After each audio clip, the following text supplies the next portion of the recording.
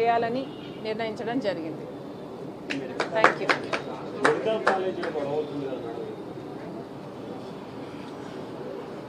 Medical కాలేజీలకు సంబంధించి Congress party medical కాలేజీల్ని privatise చేయడాన్ని తీవ్రంగా ఖండిస్తుంది, తీవ్రంగా వ్యతిరేకిస్తుంది. వైసీపీ ప్రభుత్వం జగన్మోహన్ రెడ్డి గారి అధికారంలో ఉన్నప్పుడు మెడికల్ కాలేజీలు పూర్తి చేయలేకపోయారు, అందుకే మేము ఈరోజు ప్రైవేటైజ్ చేయాల్సి వస్తుంది అని చంద్రబాబు గారు చెప్తున్నారు. అయ్యా, ఆ ప్రభుత్వం పూర్తి చేయలేకపోతే ఇప్పుడు మీ ప్రభుత్వం ఎందుకు పూర్తి చేయలేదో చేయలేకపోతుందో చంద్రబాబు గారు సమాధానం చెప్పాలి.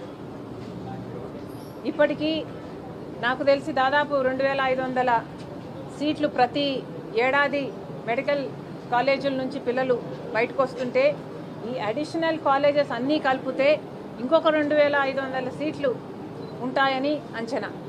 మరి ఇంత స్థాయిలో, ఇంత పెద్ద స్థాయిలో ఈ మెడికల్ కాలేజీలు స్టూడెంట్స్ను ప్రొడ్యూస్ చేసేటప్పుడు ఇలాంటి ఒక పాలసీని తీసుకొని మొత్తం అన్నిటినీ ప్రైవేటైజ్ చేసేస్తాం, నారాయణ లాంటి వాళ్ళకి ఇచ్చేస్తాం అనడం చాలా దురదృష్టకరం. ఇలా ప్రైవేటైజ్ చేసుకుంటూ పోతే ఇక పేద బిడ్డలకు లేక తక్కువ ధరకు చదువుకునే అవకాశమే పేదవారికే ఉండకుండా పోతుంది. అసలు పేదవాళ్ళల్లో ఎవరు డాక్టర్ అయ్యే అవకాశమే లేకుండా పోతుంది. మళ్ళీ చెప్తున్నాం, చంద్రబాబు గారికి ఇది తగదు. మీరు అధికారంలో మీరున్నారు, మీరిచ్చిన బలంతో కేంద్రంలో కూడా బీజేపీ పార్టీ అధికారంలో ఉంది. మీరు డబ్బులు తెచ్చుకోగలరు, మీరు కావాల్సిన పర్మిషన్లు తెచ్చుకోగలరు. ఇన్ని సాకులు మానేసి ఈ కాలేజీలన్నిటినీ కూడా ప్రభుత్వమే నడిపేటట్టు, ప్రభుత్వమే పూర్తి చేసేటట్టు, నడిపేటట్టు చేయాలని చంద్రబాబు గారిని కాంగ్రెస్ పార్టీ డిమాండ్ చేస్తుంది.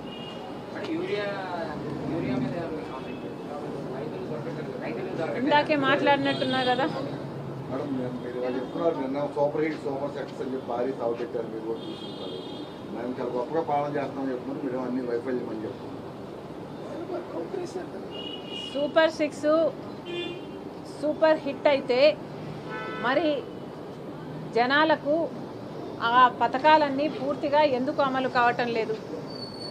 సూపర్ 6లో మెజారిటీ పథకాలు పూర్తి స్థాయిలో అమలు కాకపోతే మరి అది సూపర్ ఫ్లాప్ కాక సూపర్ హిట్ ఎలా అవుతాయి? చంద్రబాబు గారు, తెలుగుదేశం పార్టీ లేక కూటమి సమాధానం చెప్పాలి.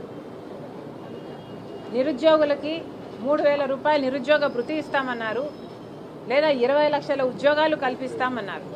కానీ ఇంతవరకు ఉద్యోగాలు కల్పించింది లేదు. పరిశ్రమలు వస్తున్నాయని చెప్తున్నారు, కానీ ఒక్కరికి కూడా ఇప్పటి వరకు ఉద్యోగాలు వచ్చింది లేదు. అంటే 20 లక్షల ఉద్యోగాలు రాలేదు. 3000 రూపాయలు నిరుద్యోగ భృతి ఇప్పటికే ఒక సంవత్సరానికి ఇవ్వాల్సి ఉండింది. ఇప్పటికీ మన రాష్ట్రంలో 50 లక్షల మంది నిరుద్యోగులు ఉన్నారు. కనీసం సగం మందికైనా నిరుద్యోగ భృతి ఇచ్చారా? కనీసం ఒక్కరికైనా నిరుద్యోగ భృతి ఇచ్చారా? మరి ఒక్కరికి కూడా నిరుద్యోగ భృతి ఇవ్వకుండా మరి సూపర్ 6 సూపర్ హిట్ అని ఎలా అంటున్నారు? ముమ్మాటికి సూపర్ 6 సూపర్ ఫ్లాపే. అన్ని పథకాలు అంతే. మహిళలకు నెలకు 1500 రూపాయలు ఇస్తామని చెప్పిన వాళ్ళు ఒక్క మహిళకైనా 1500 రూపాయలు నెలకు ఇచ్చారా?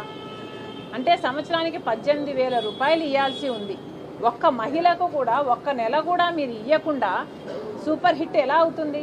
ముమ్మాటికి సూపర్ 6 సూపర్ ఫ్లాపే.